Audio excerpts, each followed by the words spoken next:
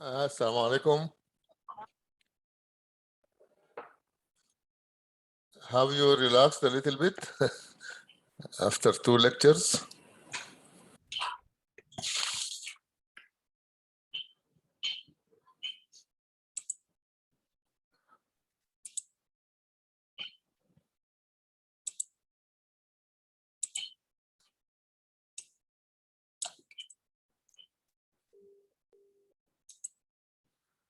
Okay, can you see the PowerPoint?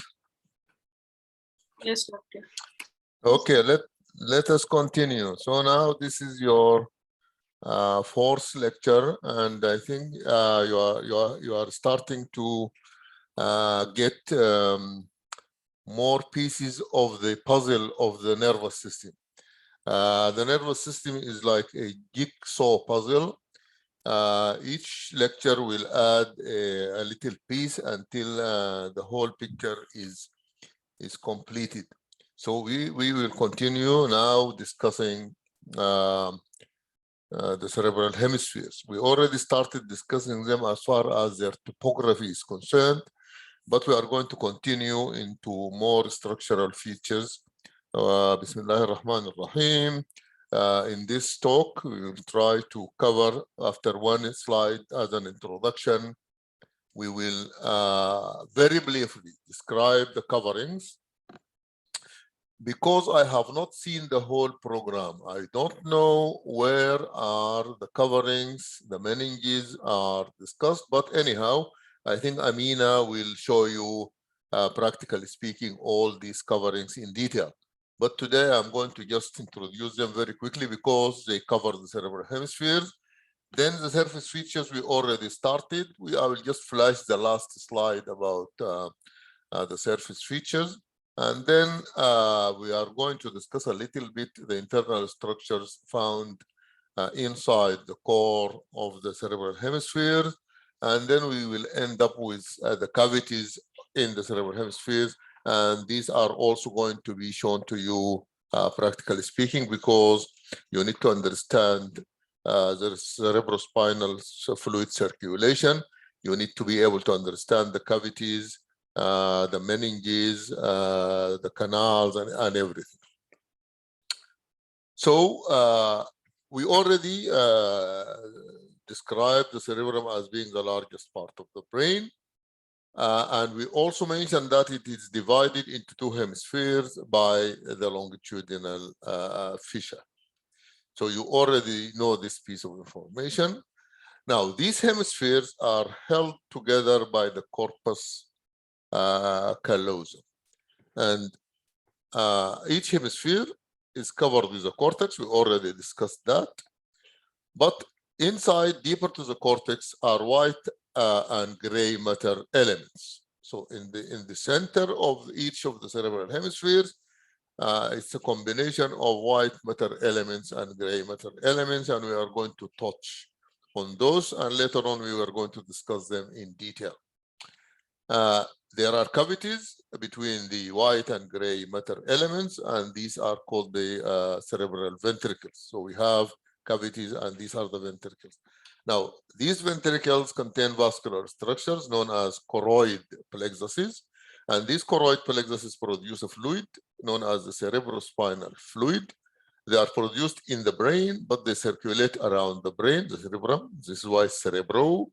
But they also, the fluid also circulates around the spinal cord, and this is why it is called the cerebrospinal fluid. Now, this is the overall picture of the cerebrum. Now, what is it covered with? The coverings. You probably already know it has got 3 coverings. And these 3 coverings extend to also cover the spinal cord. And these 3 coverings or membranes are, by the way, what are they? I want somebody to tell me, what are the 3 coverings? Three coverings of the brain. The durameter, arachnoid matter, and then the pia meter. Again, please, because I want to hear very clearly the second half of each term. The pia matter, pia meter, the arachnoid matter, and the durameter. Is it meta or meta? Meter. Is it meta, dura meta? Is it Arachnoid meta, matter. material, or meta from mate? It is meta and not meta. So the first one, the thick one, is called the dura meta because it mates with the brain. And then the arachnoid, we don't call it the arachnoid meta, we call it just the arachnoid because it looked like the spider web. And then the pia or pia meta. Meta means mating, intimacy. So the pia meta, the dura meta, and the arachnoid. These are the three membranes. And these provide both protection and nutrition because they have blood vessels in them, and these blood vessels are important for the issue of nutrition through the cerebrospinal fluid. Now, there are spaces between these membranes. One space is below the dura, or internal to the dura. And because it is internal to the dura, it is called subdural space. And then there is one between the arachnoid and pia, and it is below or deeper to the arachnoid. This is why it's called the subarachnoid space, while the third one, actually, just the subdural and subarachnoid. There is no space between the pia or pia and the brain tissue. It is actually sticking to it with no space between them. So we have a subdural and there is an epidural or an extradural space, and this lies between bone and the dura meta. And as I told you, when we do it in the dissection room, we will go into the detail of the structure of the dura and these spaces. Now, these spaces are very important because they contain blood vessels and they also contain the cerebrospinal fluid as part of its circulation. These are the three meninges. The outer one is the dura meta. Now, the one which looks like the spider web is the arachnoid. And then we have a pia meta on the surface. So now when we look at this brain image, this is arachnoid. Dura is actually attached to bone, so it's not there. And this is the arachnoid stripped from this part, but there it is. This is the arachnoid. And then we have this glistening covering of the gyri of the brain surface. And this is the pia or pia meta. These are the three coverings. Now, as you remember, we already covered the surface features, but I have one slide to complete what I was talking about, which is we already discussed the foldings and their names, and we have sulci, we have fissures, longitudinal and lateral fissures, and these divide the whole cerebral hemisphere into lobes, lobules, and gyri, and also for descriptive purposes, according to Brodmann, we have functional areas. And we started discussing those functional areas and based on their cytostructure and their functions. And I want you just to start memorizing the major fissures, which are the longitudinal and the lateral, because these you use them to divide the brain into, for descriptive purposes, into frontal lobe, parietal lobe, occipital lobe, and temporal lobe, and there is on the medial surface a limbic lobe. And also other sulci are used to define gyri. So this is the central sulcus, and there is a precentral sulcus. Between them is the precentral gyrus. But this precentral gyrus is the primary motor area, area 4. So it's a motor area. So now we started naming the areas based on their function, and this is what they are called functional areas. Functional areas. And this slide are the most important functional areas. The frontal eye field, which is the area 8, and then the prefrontal cortex, and there is the Broca's area. This is the Broca's area. It has got 3 parts: an angular part, an opercular part, and an orbital part. This is called Broca's area because this is important for speech. And then this is superior temporal gyrus, very important for by the way, previously I pointed here at this lateral. No, this is the lateral fissure there, and this is superior temporal gyrus, middle temporal gyrus, and inferior temporal gyrus. These 3 gyri are all the auditory area, including the Wernicke zone, which is area 22. So you need to start memorizing these most important functional areas. This slide is very important. Now, this is just to complete the picture of the surface features. So we already covered the introduction, the covering on the surface feature. What about internally? What about the core of each of the 2 cerebral hemispheres? What do we have there? And this is what I'm going to discuss next, the internal structure. It's a white matter core, and it is called the medulla. It's called the medulla of the cerebral hemisphere. Now, it has got white matter elements, and these are very important. And I think Amina will show you sections so that you can identify the capsules, the internal, the external capsule, and the extreme capsule. There are 3 capsules. And then we have radiations. We have something called the corona radiata. And this is the radiation of the fibers of the internal capsule to the cortex. We have a visual radiation, and this is the radiation of the visual pathway to the cortex. And then we have the auditory radiation and other radiations.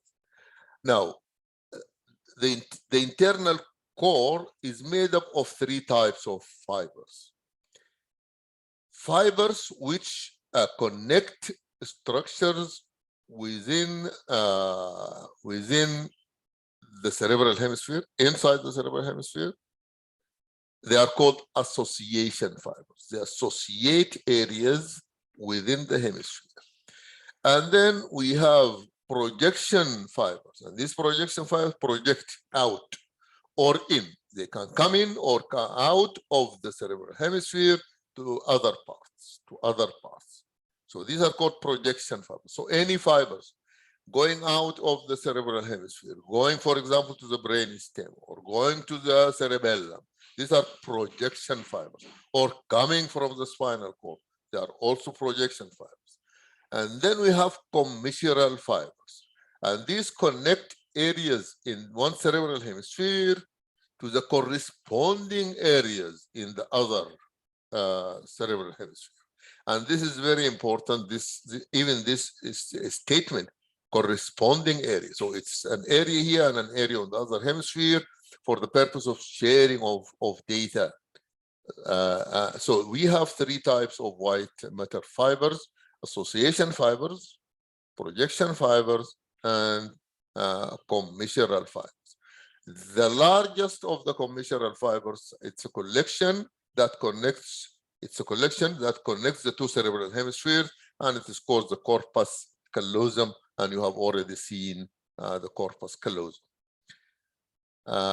Finally, the cavities inside the cerebral hemispheres. Now, the cavities are known as the ventricles, and they are found in the cerebrum and brain stem, and they are called the ventricles. But the ventricles are in the cerebrum. Sorry, the 4th ventricle is actually between the cerebellum and the brain stem. So we have a lateral ventricle, which is found in each of the 2 cerebral hemispheres. We have the 3rd ventricle between the hemispheres. and you have the aqueduct in the midbrain and the fourth ventricle in the pons and medulla.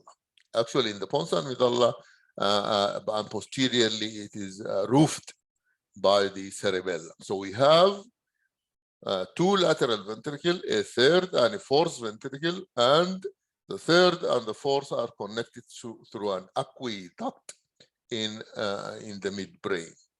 Now, the lateral and third are connected through a foramen called the interventricular foramen. The interventricular foramen. While the lateral and the fourth, the lateral and the fourth contain vascular elements known as the choroid plexus, not the arachnoid, choroid plexuses, which produce the cerebrospinal fluid. While the fourth has three openings, sorry, the fourth ventricle itself has got three openings. One of them is lateral, two on each side, called the Lushka, the foramen Lushka. And there is one central one, and it's called the foramen Magindi. And the foramen, and those open into subarachnoid space. So the fluid leaks out of the fourth ventricle through these three openings, the two lateral ones, and the central one, which is the foramen Magindi. So the two Lushka and the one Magindi. So now in this two sections, one of them is it is longitudinal but sagittal section, and there is a coronal section. So if we are looking at the coronal section, we have two lateral ventricles. This is one and this one. And then between the two lateral ventricles, between the two hemispheres, we have a third ventricle. And then there is a fourth ventricle in the pons and medulla. There is an aqueduct connecting the fourth with the third. There is an interventricular foramen called the foramen of Monroe on each side, connecting the lateral ventricles to the third ventricle. Now, if you look at the side view, this is the lateral. This is the foramen of Monroe connecting the lateral with the third, and then the third through the aqueduct connecting to the fourth ventricle. This is a larger view. This is the third. These are the two lateral, and this is the aqueduct of Sylvius of the midbrain, the cerebral aqueduct. This is the fourth ventricle connected to the third through the aqueduct of Sylvius, and this is the interventricular foramen connecting the lateral ventricles with the third ventricle.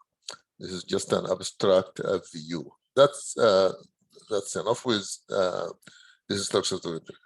Now, in this view, we cannot see the lateral ventricle because the two lateral ventricles are separated by a septum, and this septum is called the septum pellucidum. This is the septum pellucidum. It is actually made of white matter, and the white matter contains fibers, but it also contains glial cells, and it contains some very few nuclei. Now, this is the third ventricle. We can see here the choroid plexus, which is the vascular element that produces the cerebrospinal fluid. This is the aqueduct of Sylvius through the midbrain between the third and fourth. This foramen, this black thing, is the opening between the third ventricle and the lateral ventricle, and it is known as the interventricular foramen. This is the corpus callosum, and it is made up of white matter, and it is commissural. Another commissural is the fornix. So this is commissural fibers crossing from one hemisphere to the other hemisphere. Now, forget about the ventricles. We will discuss them as Amina in the dissection room. Now, this is an important final slide, because in addition to these two lateral ventricles and this third ventricle. We have white matter element. We discussed them earlier, but we have not seen them. So we would like to have a look at these. This is, of course, is the corpus callosum connecting one hemisphere to the other hemispheres. They are commissural fibers. This is the septum pellucidum between the two lateral ventricles. Then we have white matter elements like this is called the external capsule. This is the internal capsule. This is external capsule, and there is an extreme capsule. External, extreme, and internal capsule. This area is actually the radiations, the corona radiata, and the optic and auditory radiations. Now, this is a larger view to show you very clearly. This is the septum pellucidum. This is the septum pellucidum, and this is the third ventricle. This is the choroid plexus, the vascular element that produces the cerebrospinal fluid. And this is the aqueduct that connects the third ventricle with the fourth ventricle. And down there is the fourth ventricle. And this, of course, is the corpus callosum connecting to the cerebral hemisphere. There, the septum pellucidum is removed, and we can very clearly see inside the lateral ventricle. Of course, this is the third, and this is the fourth, and this is the aqueduct of Sylvius. Okay, this is what I wanted to very briefly say about the cerebral hemisphere, because all of these issues are going to be revisited, especially now. Now you will have the chance. I hope Amina is hearing us. She is going to cover with you, to start with, all these issues related to the cerebrum. Let me just again, so that she knows what we need to do. Let me go to the top. These are the issues you need to see, not discuss. You need to see the coverings of the cerebral hemispheres, the surface features of the cerebral hemispheres, and the internal structures of the cerebral hemisphere, the gray matter and white matter. And by the way, I didn't go into detail of the gray matter elements because I want you to see them while you discuss them, because we have special sessions on the three major gray matter elements found in the cerebral hemispheres, namely the diencephalon, which is made of the thalamus and hypothalamus, plus the metathalamus and epithalamus, all those, and the basal nuclei or basal ganglia. So these are structures that you need to study very. Yes. Okay. So when you examine the internal structure of the cerebrum in the practical session, just have a look at the diencephalon with all its components and the basal nuclei, the different components. And when we later visit them again, then we can see them again in detail. But now you just have a quick look at them. And you need to also study the cavities, the lateral ventricles, third ventricle, the fourth ventricle, and the aqueduct of Sylvius, and the openings of the fourth ventricle, the Luschka and the Magindia, and so on. So in the practical session, you need to cover these aspects: the coverings, surface features, internal structures, and the cavities. And if you have any queries or questions now, you can ask.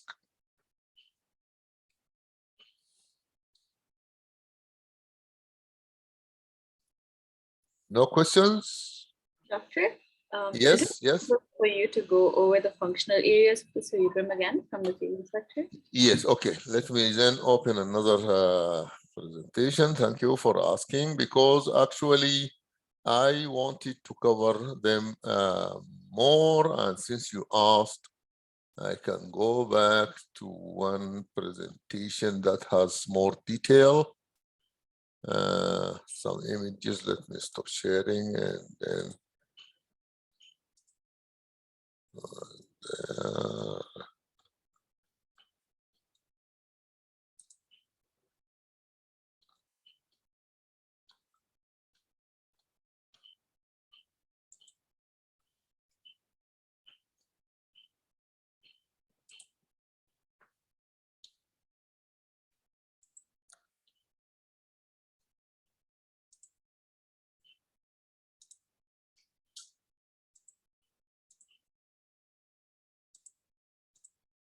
okay, since you asked, and we still have about 5 minutes or so, we can make them more than that.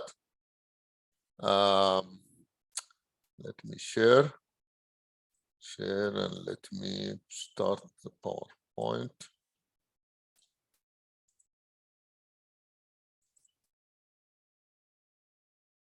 Okay, I stopped here. I didn't go into the detail. I thought the time will not allow me, but these are the most important functional areas. By the way, this is the time that I mentioned lobar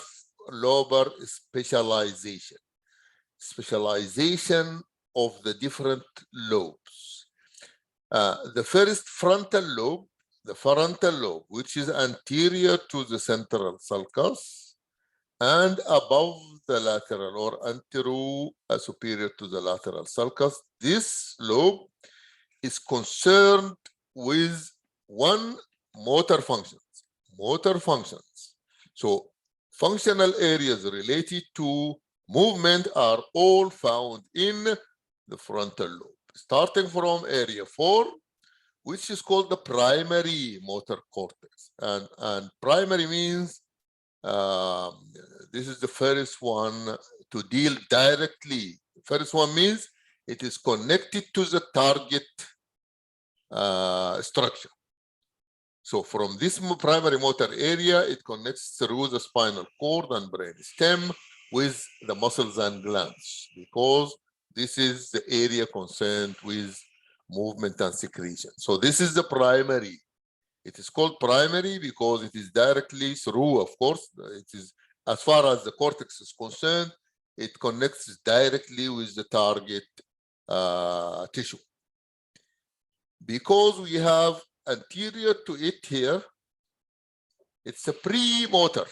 This is a motor area, primary motor, but this is premotor, and there is also on the medial surface a supplementary motor area. So these are two motor areas which are used for the planning and planning of movement, planning for movement, and this is for the execution. So this is the primary motor area, which is area 4. Anterior to it is the pre-motor area and supplementary motor area. And there are other motor areas, especially you are supposed, by the way, the supplementary and the pre-motor areas are area 6. Now, area 8 is also very important, and it is called the frontal eye field. And this is important for the programming and planning for eye movements, coordinated eye movement. So that your two eyeballs move together, there is an area that deals with that. It is called the frontal eye field. And then the last important motor area in the frontal lobe is the Broca's area, which has got an angular part, an opercular part, and an orbital part. And these three parts are parts of the Broca's speech center. And they're actually spanning over two areas, area 45 and area 44 and 45. And these two areas are concerned with planning for speech, motor speech. They are called the motor speech areas. So as you can see, we have 4 motor areas in 4 important motor areas in the frontal lobe. The remaining part of the frontal lobe is called the prefrontal cortex. Prefrontal cortex. Now, this prefrontal cortex deals with emotions and executive intellectual functions. Thinking, learning, decision making, all of these are dealt with in the frontal lobe. In Arabic, الناصية يؤخذ بالنواصي والأقدام in Quran. This is the most important because it is concerned with your personality, how you think, how you learn, how you plan for the future, how you socially integrate, how you deal with emotions, and emotional intelligence is all part of this area. So this, now, as you can see, frontal lobe contains motor areas and intellectual areas, or in fact, executive areas. And these areas are all related to the executive functions and intellectual functions. So you need to remember these 5 elements. Area 4, area 6, which is for planning, eye field, frontal eye field for planning for eye movement, coordinated eye movement, and Broca's area for planning for speech. Now, if you go to the parieto-occipital or the parietal, parieto-occipital, I mean, the remaining areas are for sensation and integration of sensation. Sensation and integration of sensation. So we have a primary sensory area, which means sensation from mostly musculoskeletal elements and visceral elements. So sensation. So these are primary. So primary means directly connected to sensory organs, including ligaments and tendons and the skin, and even viscera, even visceral sensation, especially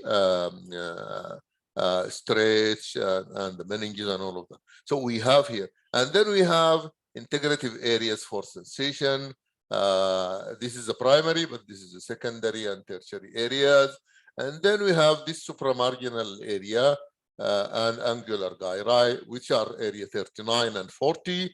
These two are the sensory speech area, where we integrate all the sensations related to speech. So these are sensory speech areas.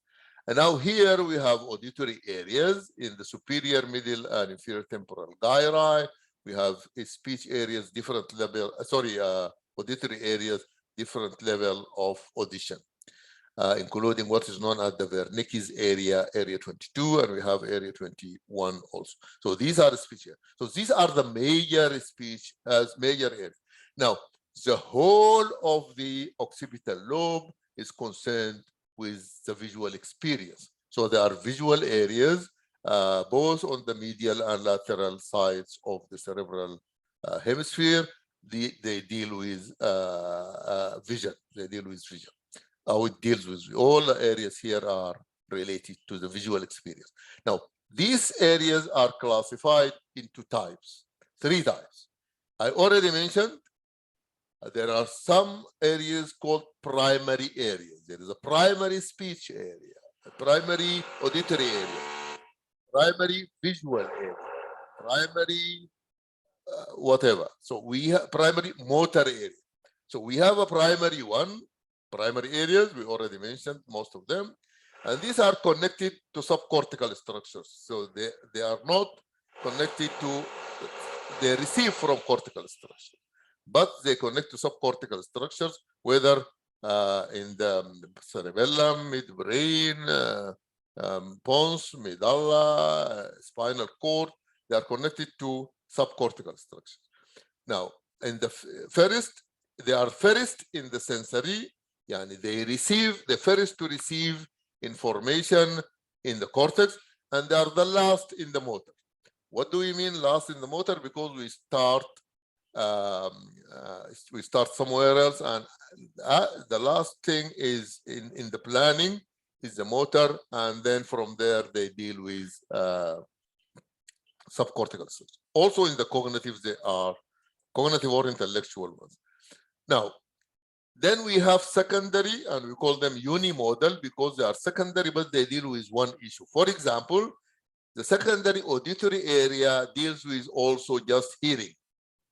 The secondary visual area also deals only with vision. So unimodal, it means they only deal with one issue as far as the function is concerned. And these are connected to the primary. So you receive auditory information in the primary, then the auditory information is further processed in the unimodal secondary secondary auditory area. And now they are second in function. Then we have heteromodal or multimodal. And that means we bring visual experience, we bring auditory experience, we bring touch experience, we bring them all together in another area, which is an integrative area, to integrate these sensory experiences in one place and come up with this if they are sensory, So the sensory speech area is one thing, while the sensory auditory area is another thing. The sensory speech area receives from the auditory, it receives from the visual, it receives even some information from some motor areas. So these are the three types, and this is for association or integrate. The primary ones connected directly to the subcortical structures, then unimodal, usually connected to the primary, and they are second in the function, and then the integrative or association, heteromodal and multimodal areas. Then there is one important special area. It's called the limbic area, and this is an issue that we need to discuss in detail later on. But if we very quickly see, this is somatosensory cortex there, it's a primary. It is primary. But the posterior parietal cortex is a secondary, while the premotor is secondary, and it's a unimodal association cortex. While the posterior parietal cortex is a multimodal or an integrative modal. Also, the posterior parietal together with the cingulate on the medial side. This is the medial and this is the lateral surface. So these are explained the three types of functional areas. Some of them are primary, some of them are unimodal association, and some of them are heteromodal associations. They call them association areas, where you bring together functional elements and deal with them together. Does this answer your query? Yes, Dr. It's all clear now. Thank you. Okay. Also, Doctor? Yes, please. Is it possible to upload the handouts for reference on LMS? What again? Is it possible to upload the PowerPoints on LMS for us to Yes, sure. Because I'm still struggling with the system, but of course, yes. I will upload the PowerPoint and I will also upload the video recordings. Okay, Doctor. Thank you so much. Okay, thank you.